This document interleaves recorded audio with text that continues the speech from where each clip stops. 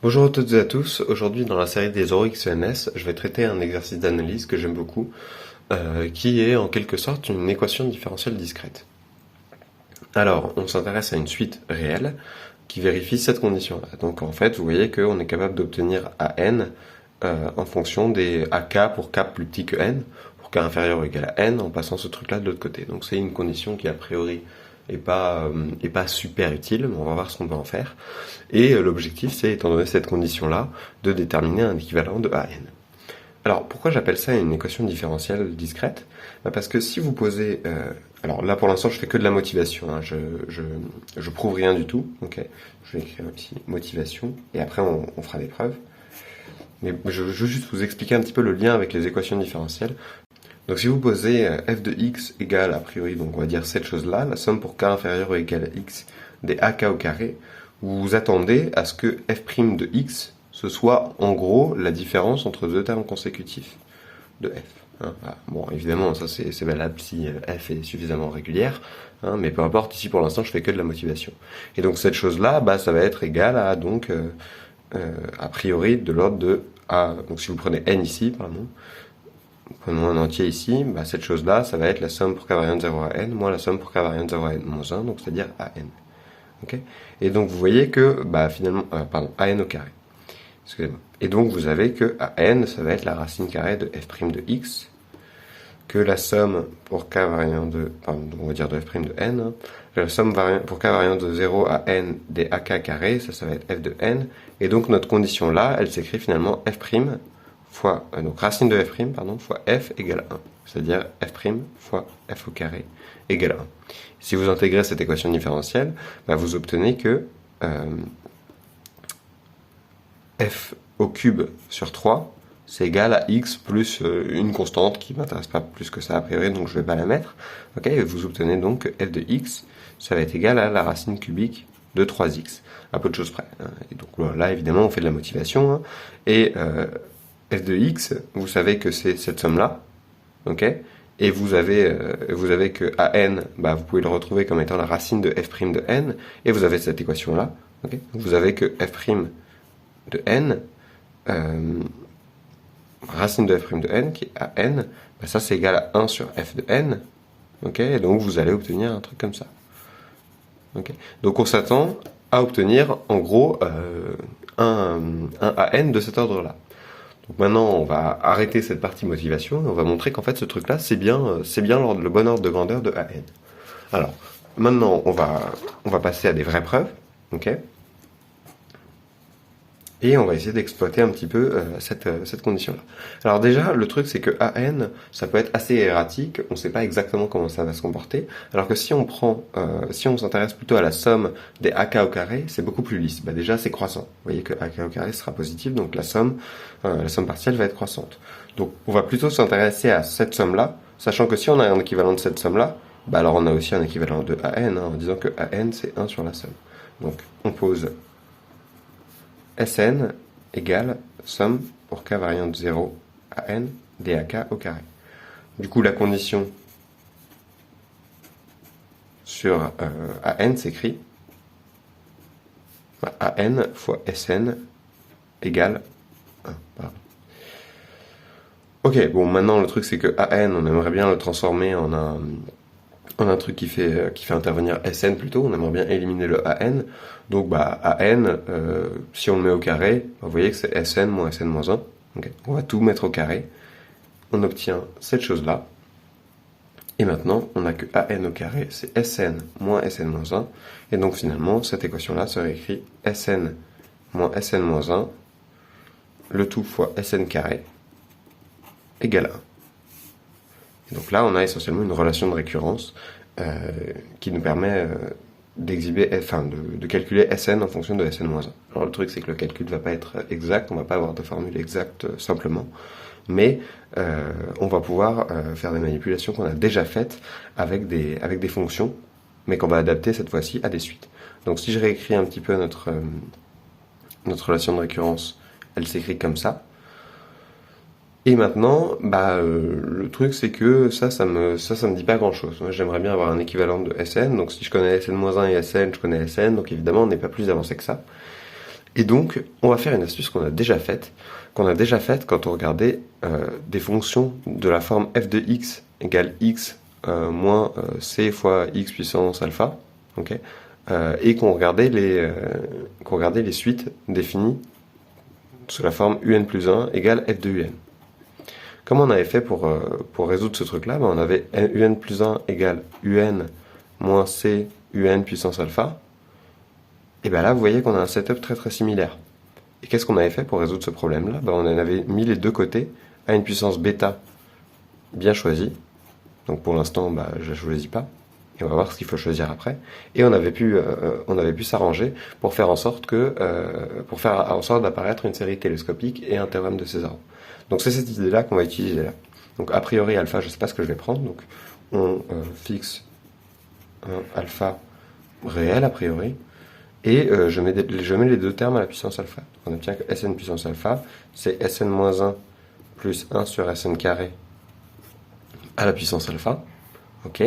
Maintenant, je sors le Sn-1 puissance alpha. Sn-1 puissance alpha fois 1 plus 1 sur Sn-1 Sn au carré, le tout puissance alpha. Ça, c'est Sn-1 puissance alpha. Et ici, je développe cette chose-là. Donc, 1 plus alpha sur 1 sur Sn-1 Sn au carré, plus un petit taux de cette chose-là. Alors à ce stade-là, quand même, je vous ai un petit peu menti parce que j'ai écrit ce développement asymptotique sans vérifier que ce terme-là tendait bien vers 0. Donc en fait, a priori, il nous faudrait que Sn tende vers l'infini pour avoir que ce truc-là tend vers 0. Bon, montrons ça. Que Sn tend vers l'infini. Sinon, Sn converge. Pourquoi? Parce que c'est une série à terme positif. Donc soit elle tend vers plus infini, soit elle converge. Et donc dans ce cas-là, An, qui est égal à 1 sur Sn, converge vers 1 sur la somme infinie. Et ça, c'est non nul. Donc, An ne tend pas vers 0 en particulier. Et ça, c'est absurde. Car Sn, qui est la somme des AK carrés, converge. Okay. Pour que cette somme-là converge, il faut évidemment que le terme général tend vers 0. Et là, on a montré que ce n'était pas le cas. Donc on a une absurdité. Donc, on a Sn tend vers plus l'infini. Okay. Et donc le fait que Sn tende vers plus l'infini nous assure que ce développement-là est licite. Okay. On peut bien développer le 1 plus x puissance alpha parce que x tend bien vers 0. Alors, regardons un petit peu plus ce développement maintenant. On a que Sn puissance alpha moins Sn-1 puissance alpha va être égal à alpha fois Sn-1 puissance alpha sur Sn-1 Sn au carré plus un petit taux de 1 sur Sn-1 Sn au carré. Et ici, on a Sn-1 puissance alpha. Ok. Le truc, c'est que maintenant, il y a des Sn-1, il y a des Sn. C'est pas super pratique. Donc, j'aimerais bien m'arranger pour avoir uniquement des Sn ou uniquement des Sn-1. Alors, première chose à faire, c'est de dire que cette chose-là, c'est un truc plus un petit taux de ce truc. Donc, c'est juste un équivalent de ce truc-là. Donc, réécrivons cette chose-là en termes d'équivalent. On a juste par définition des équivalents cette chose-là. Maintenant, pour simplifier un peu tout ce bazar, alors ici c'est un Sn-1, pardon. Pour simplifier un peu tout ce bazar, j'aimerais bien en fait que Sn-1 soit équivalent à Sn. Comme ça, j'aurais qu'un des deux. Je pourrais écrire que cette chose-là, c'est équivalent par exemple à Sn puissance alpha sur Sn au cube. Alors on va montrer ça. Montrons que Sn est équivalent à Sn-1. On a que Sn moins Sn-1, c'est égal à, ça c'est ce qu'on a fait au début, 1 sur Sn au carré.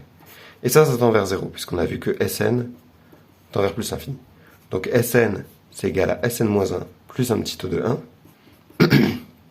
Le petit taux de 1, c'est en particulier un petit taux de Sn-1, puisque Sn-1 tend vers l'infini de toute façon. Donc évidemment que petit taux de 1, que 1, c'est beaucoup plus petit que Sn-1. Ok, donc ça nous dit bien que Sn est équivalent à Sn-1. Donc ça, c'est la deuxième chose qu'on a montrée. Et donc si on reprend cette chose-là, et ben vous obtenez du coup que Sn puissance alpha moins Sn moins 1 puissance alpha, c'est équivalent à alpha fois Sn moins 1 puissance alpha sur Sn moins 1 Sn au carré, qui est lui-même équivalent du coup à, en utilisant le fait que Sn est équivalent à Sn moins 1, ça c'est équivalent à alpha Sn puissance alpha moins 3. Et là c'est super, parce que maintenant on sait ce qu'il faut choisir pour alpha, c'est pas difficile. On prend alpha égale 3, de sorte que ce truc-là, ce soit une constante. Donc on prend alpha égale 3, c'est ça le choix pertinent ici, et on obtient que Sn au cube moins Sn moins 1 au cube, ça tend vers, du coup alpha qui va valoir 3 fois Sn puissance 0, c'est-à-dire que ça tend vers 3. Et donc par le théorème de Césaro,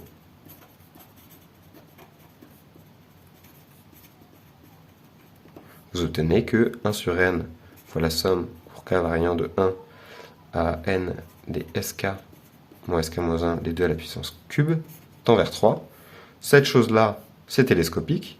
Donc vous obtenez que Sn au cube moins S0 au cube fois 1 sur n, ça tend vers 3. Et donc, vous obtenez que Sn au cube moins S0 au cube, ça c'est équivalent à 3n. Et là, en fait, c'est quasiment terminé. Il reste plus grand-chose à faire. Il reste à se débarrasser de ce S0 au cube. Mais en fait, ça c'est pas un problème, hein, puisque S0 au cube, de toute façon, c'est beaucoup plus petit que 3n. Qu'on a que Sn au cube, c'est égal à, Sn au cube moins S0 au cube, c'est égal à 3n plus un petit taux de n. Ça, c'est la définition des équivalents. Le truc, c'est que du coup, Sn au cube, c'est égal à 3n plus un petit taux de n plus S0 au cube. S0 au cube, c'est une constante, donc c'est un petit taux de n. Donc tout ça, je peux le rentrer dans le petit taux de n. Et donc, là, on obtient bien que Sn au cube est équivalent à 3n. Maintenant, je passe tout ça à la racine cubique et on obtient que Sn est équivalent à la racine cubique de 3n. Et j'utilise le fait que An fois Sn est égal à 1. Ça, c'était l'équation de départ, c'est l'équation qui nous était donnée par l'énoncé. Et cette chose-là, ça me donne que An est équivalent à 1 sur racine cubique de 3n. Et ça termine l'exercice. Voilà, ce genre de choses, vous pouvez le faire avec pas mal d'autres choses. L'équation qu'on avait au départ, c'était cette chose-là. AK au carré égale 1. Et en fait, cette chose-là, c'est une équation différentielle, parce qu'ici on a une dérivée, et ici on a la fonction dont ce truc-là il a dérivé, et en fait, vous pouvez modifier ça. Par exemple, le 2 ici, il est a priori pas spécialement pertinent, vous pouvez le remplacer par n'importe quoi, vous pouvez prendre un L ici, et donc un L fixé, hein.